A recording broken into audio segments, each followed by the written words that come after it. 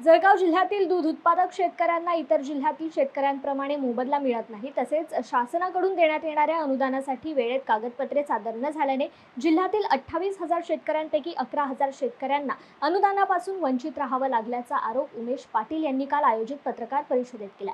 शिवाय या संदर्भात मंत्री गिरीश महाजन यांनी काय केलं असा प्रश्नही त्यांनी यावेळी उपस्थित केला। पाहुयात काय म्हणाले उमेश पाटील।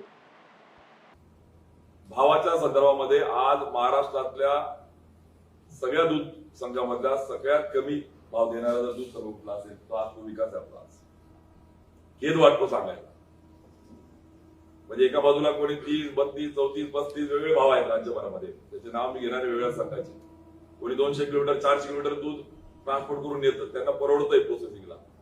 मात्र माझ्या जळगाव जिल्ह्यातल्या दूध उत्पादकाला 25, 26, 27 रुपये आज बाहेर भाव देऊन त्याच्या कष्टाचा त्या ठिकाणी मोबदला त्याला मिळत नाहीये आणि म्हणून दूध उत्पादक प्रचंड होरपळला आहे। त्याला न्याय देण्यासाठी आपल्याला काय करता येईल यासाठी पत्रकार परिषदेतून आम्ही त्या ठिकाणी दूध संघाच्या मॅनेजमेंटला, विशेषतः दूध संघाचे जे सर्वेसर्वा गिरीश महाजन यांना आम्ही त्या ठिकाणी दूध उत्पादकांच्या साठी काय आपण करणार हा विचारासाठी पत्रकार परिषद आहे। म्हणून या पत्रकार परिषदेच्या माध्यमातून आपल्याला सांगतो की दुधाला भाव नाही।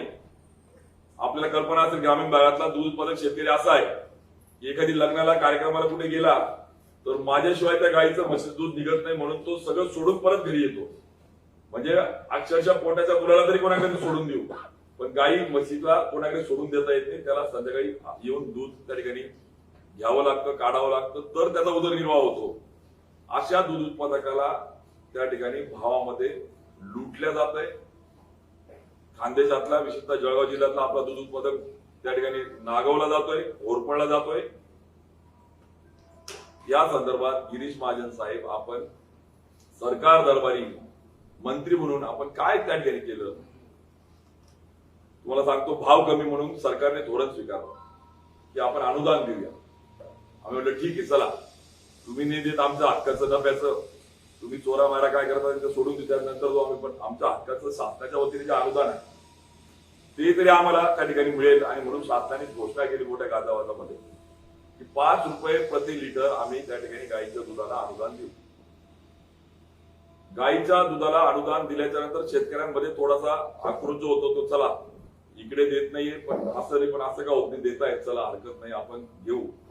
पण दुर्दैवाने तुम्हाला सांगायला मला खेद वाटतो की जळगाव जिल्हा दूध उत्पादक संघाच्या वतीनं शेतकऱ्याच्या हक्काचं अनुदान जे त्याला मिळायला पाहिजे होतं त्या अनुदानाचे प्रस्ताव सर्व कागदपत्रासह विविध वेळेमध्ये सादर न झाल्यामुळे त्याला त्याच्या अनुदानापासून वंचित राहण्याची वेळ त्या ठिकाणी आली।